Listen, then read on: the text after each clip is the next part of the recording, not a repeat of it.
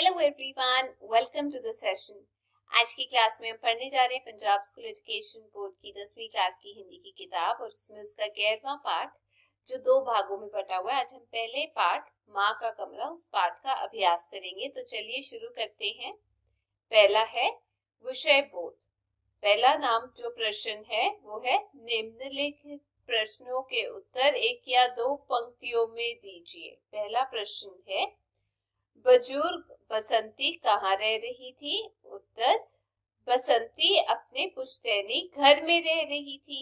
दूसरा, बुजुर्ग बसंती को किसका पत्र मिला?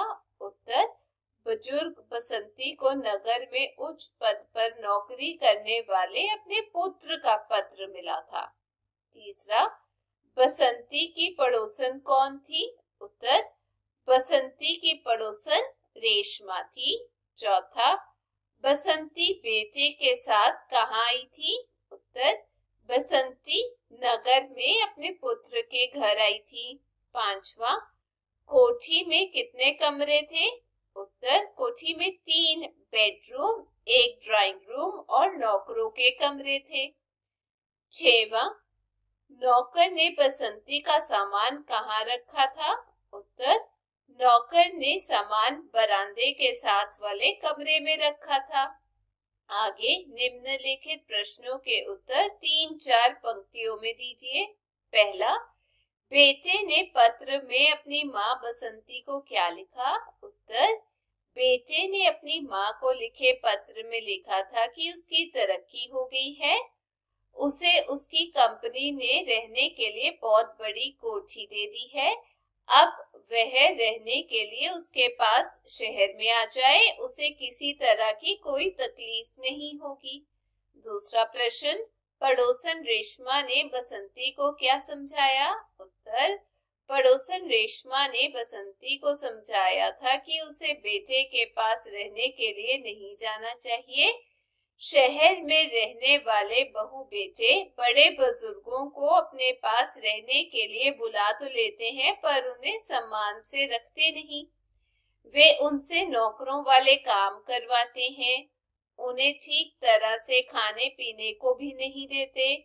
बुजुर्गों का जीवन तो कुत्ते के जीवन से भी बदतर हो जाता है। तीसरा प्रश्न, बसंती क्या सोचकर बेटे के साथ शहर आई? उत्तर, बसंती को अपने पुत्र पर भरोसा था, फिर भी पड़ोसन के डराने से वह मन ही मन भयभीत थी।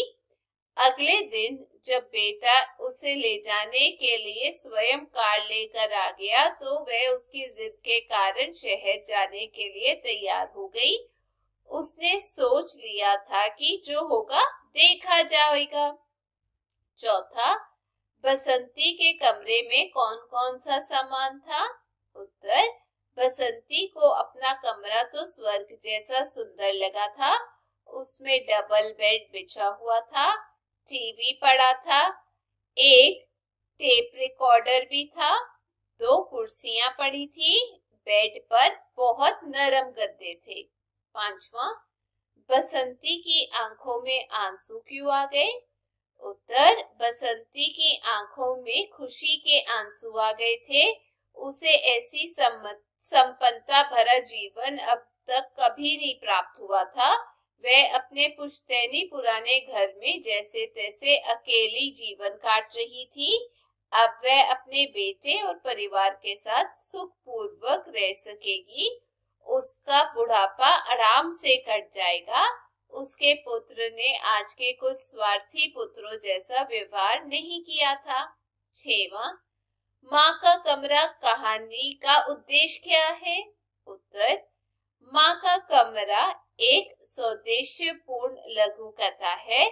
आज के स्वार्थ भरे समय में नई पीढ़ी के अनेक पुत्र बुजुर्ग माता पिता को अपने पास बुलाकर उनसे नौकरों की तरह काम करवाते हैं। बूढ़े माँ बाप का जीवन नरक सा बन जाता है, लेकिन अभी भी अनेक ऐसे युवक हैं जो अपने माता पिता का सम्मान करते हैं, उनके प्रति अपनत्व का भाव रखते हैं। वे समझते हैं कि जैसे उनके बचपन में माता पिता ने उन्हें अपना सब कुछ लगाकर बड़ा किया, पढ़ाया लिखा था, उसी प्रकार अब उन्हें भी बूढ़े हो चुके माता पिता की सेवा करनी चाहिए, उनके बुढ़ापे का सहारा बनना चाहिए। लेखक ने लघु कथा के माध्यम से बहुत बड़ा संदेश दिया है। आगे भाषा बोध। निम्नलिखित पंजाबी गद्यांश का हिंदी में अनुवाद कीजिए।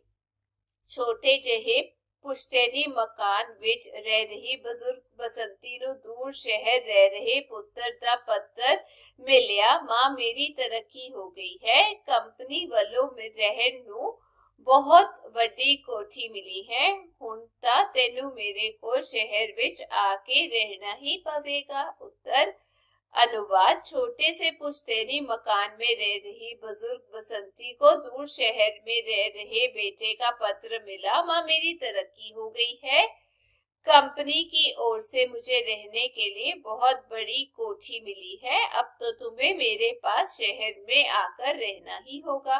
आगे रचनात्मक अभिव्यक्ति। पहला, आप अपने घर या आस पड़ोस में बुजुर्गों की बेहतरी के लिए क्या क्या करेंगे? उत्तर, हमें अपने घर या आस पड़ोस में बुजुर्गों की बेहतरी के लिए काम करने चाहिए। हम उनके कहने पर उन्हें बाजार से घर का आवश्यक सामान लाकर देंगे। समय समय पर उनके घर जाकर पूछेंगे कि उन्हें किसी चीज की आवश्यकता तो नहीं। यदि आवश्यकता होगी तो उसे हम बाजार से लाकर देंगे। अगर कोई भी चीज चाहिए होगी तो बाजार से लाके देंगे। शाम के समय उन्हें पार्क में सैर के लिए ले जाएंगे। यदि वे घर में अकेले रहते हैं तो इनसे बातें करेंगे। यदि वे चाहेंगे तो उनके साथ कैरम आदि खेलेंगे। आवश्यक होने पर उन्हें डॉक्टर के पास लेकर जाएंगे। आगे ज्ञान विस्तार है। माँ का कमरा लघु कथा हमें सदा अच्छा सोचने की प्रेरणा देती है। हमें किसी के बारे में सदा गलत नहीं सोचना चाहिए, क्योंकि यदि हम दूसरों के विषय में सदा यही सोचते रहे कि वह अच्छा नहीं है, उसमें बुराइयां ही बुराइयां है, तो हमें कुछ भी अच्छा नहीं लगेगा। इसलिए कहा गया है कि बुरा जो देखन में चला बुरा न मिला कोई, जो मन देखा अपना मुझसा बुरा न कोई। इसलिए सदा अच्छा सोचो, अच्छा देखो, अच्छा करो, इसी से अपना तथा समाज का भला है। आगे इम्पोर्टेंट क्वेश्चन आंसर्स हैं। पहला, बसंती का बेटा अपने पुश्तैनी घर से दूर क्यों रहता था? उत्तर, बसंती का बेटा शहर में कहीं नौकरी करता था, इसलिए वह अपने पुश्तैनी घर से दूर रहता था। दूसरा, पुत्र को कंपनी ने क्या दिया था? उत्तर, पुत्र को कंपनी ने रहने के लिए बहुत बड़ी कोठी दी थी। तीसरा, बसंती की पड़ोसन ने किस महिला के पछताने की बात कही थी और क्यों? उत्तर, बसंती की पड़ोसन ने बचनी नामक महिला के पछताने की बात कही थी। उसे शहर में रहने के लिए बहू बेटे ने अपने पास बुला लिया था और नौकरानी की तरह उससे व्यवहार किया था। वे उसे ना वक्त पर रोटी देते थे और ना ही चाय। उसका जीवन तो कुत्ते से बुरा हो गया था। चौथा प्रश्न, बसंती शहर में किस तरह गई थी? उत्तर, बसंती का बेटा शहर से आया था और उसे अपनी कार में बिठाकर ले गया था।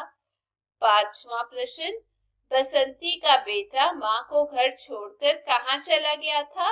उत्तर, बसंती का बेटा माँ को घर छोड़कर अपने किसी जरूरी काम को पूरा करने के लिए चला गया था।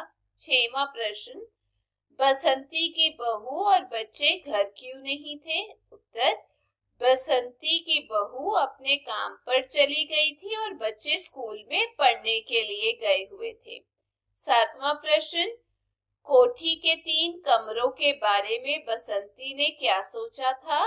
उत्तर, कोठी के 3 कमरों के बारे में बसंती ने सोचा था कि एक कमरा बहू बेटे का होगा, दूसरा बच्चों का और तीसरा मेहमानों के लिए होगा।